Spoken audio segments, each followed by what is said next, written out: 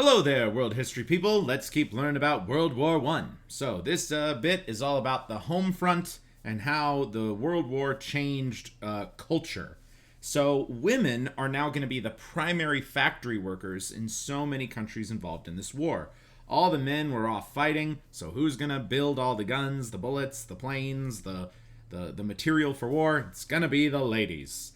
And so this battlefield is known as the home front because even at home, everybody's helping out the war in whatever way they can, building the weapons that the men are going to use to fight. All right. So here's a bunch of ladies working on an assembly line, making stuff for the war. Here's Britain's war workers, so ladies doing the jobs. And okay, here's some terms that you really should know when it comes to this new World War experience. So conscription / the draft is this government process that we still actually have the right to do even in the United States, even in the year 2021. All men in a certain age range needed to join the military. And if men didn't join the military, they could be put in jail, they could be terribly fined. So, and the President of the United States still has the ability to call a draft. And my understanding is it's all men between the ages of 18 and 35. So I've still got 2 more years before I can officially get past the draft. But so yeah, all men have to join up, and if you don't, you're in big, big trouble. Another thing they did during the World Wars was they started to ration food. And I think they even talked about doing this a little bit in the 2020 pandemic. I don't think it ever actually fully happened, though. But rationing of food is when people are only allowed to buy a certain amount of food or amount of whatever product at the supermarket. Actually, I know in 2020 they were rationing toilet paper and paper towels, so that's maybe something you kids saw with your own eyes. And then the other real big concept about World War One is the concept of total war. So the entire society was structured all about fighting this war. They closed down any kind of entertainment, especially stuff that had to do with the enemy's culture. They encouraged everyone to get war jobs, everybody to do something related to the war. And if your job didn't directly support the war in some way, you were encouraged to quit your job and join a job to help win the war. So it was the whole country united together, everything being done to fight that war. Okay, so yeah, here's kids going to school with gas masks on. Man, that's pretty hardcore. And then turn your silver into bullets. Yeah, so give your money to the government. We'll use it to fight the war. Okay, so yeah, and I know this is something that happened here in the United States, that children were even encouraged to participate in the war effort by going to dumps, hunting for scrap metal, and sending that scrap metal to a factory so they could turn it into more bullets. Okay, so yeah, you gotta hate the enemy culture too. Like, I know that during World War One, if anybody wanted to play Beethoven music, or anybody wanted to I don't know, do something related to Ottoman culture, you were just said like, nope, you can't do it. You'd be called a traitor even for eating schnitzel or wearing lederhosen or yodeling.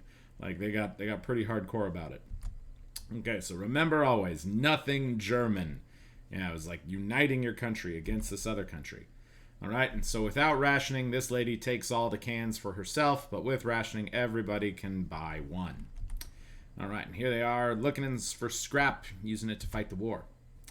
Okay, and now this next one is propaganda. So propaganda is something that existed before World War One, but World War One really took it to the next level. Okay, it's spreading an idea to promote your cause and damaging your opponent's cause. So all over the world during World War One, there were these propaganda posters which tried to convince people that their side was right and the enemy side was wrong. So let's check these out. So this is a German poster, and the Germans, they didn't really have any African soldiers fighting in their army. So I think this translates to German as something like the monster. And this is a pretty racist depiction of a African soldier fighting in the French trenches. So the Germans spread around messages like this because they wanted their people to view Africans as like these evil invaders fighting them in the war. But in reality, they were normal people fighting on behalf of the French. Okay, and then here's a propaganda poster that got really well published. There was this British nurse. She died because the Germans captured her and killed her. So they post this all over the country, being like, "Be angry, be upset." All right, and I think this is is this a French one? No, this is another German one. No, this has got to be French. Okay, so this is a French one saying, like, these German soldiers are like stabbing little kids, super messed up. All right, let's check out some more propaganda here. So come on, give the Guard a fighting chance, fight alongside your friends, fill up the ranks of the National Guard. Here's another one. Step into your place. So there's all these different people in society, but when they slowly start joining the military, they all end up kind of looking the same.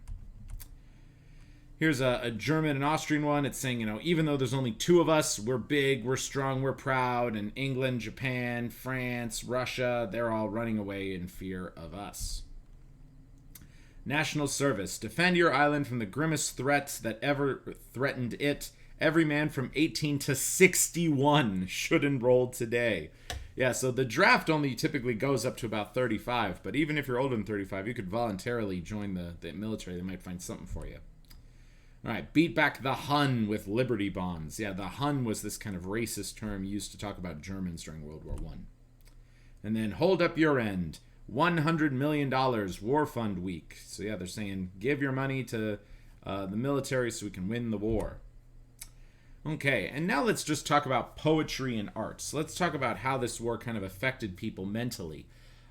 This war was so devastating, and it had such an incredible loss of life that all the survivors of this war who made art or wrote books or wrote poems, a lot of these are really dark and sad and emphasize the feeling of impending death. And we're going to read some of these poems in my class. And I really just want to emphasize just the mental effects that can happen to you from being in a terrible war environment like this. So poetry of the World Wars right there. And then this is an art piece from the First World War. You can see kind of the terror and the horror in this guy's face. Here's a pretty telling art piece. While they're still in the trench, the soldiers have a lot of detail. But as they get out of the trench and go into no man's land, they start kind of fading away. And then, yeah, here's one. This guy's screaming.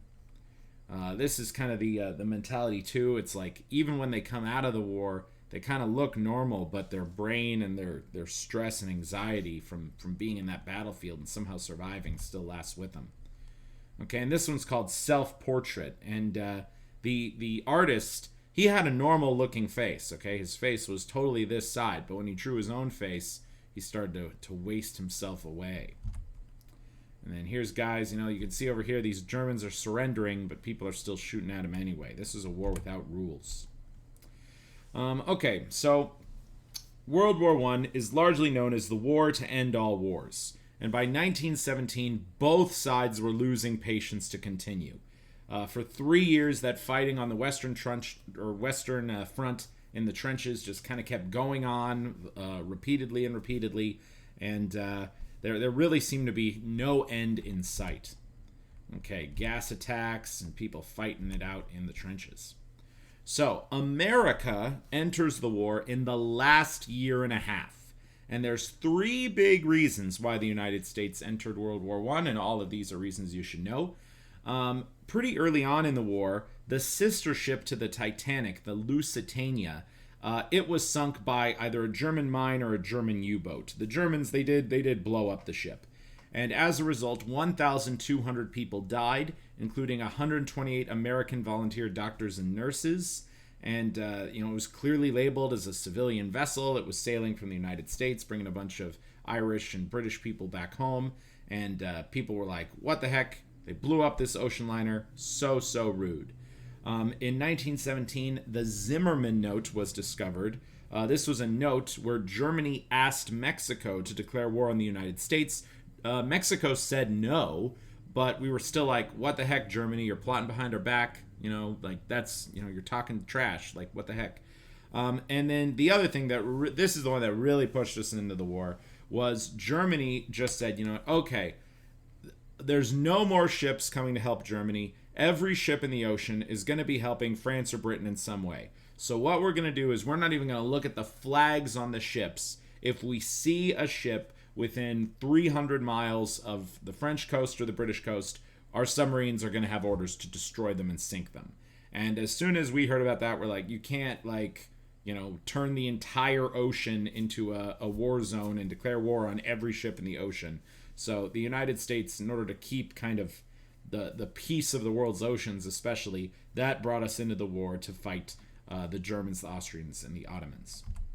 Okay, so the Lusitania sinks, many people dead, sinks in 15 minutes. Yeah, it was one of those big ocean liners, sunk in 15 minutes. The torpedo probably hit it in like a really weak spot. So the ship went down. All right, and I'll save this bit for the last time. So that's it for me. Peace out.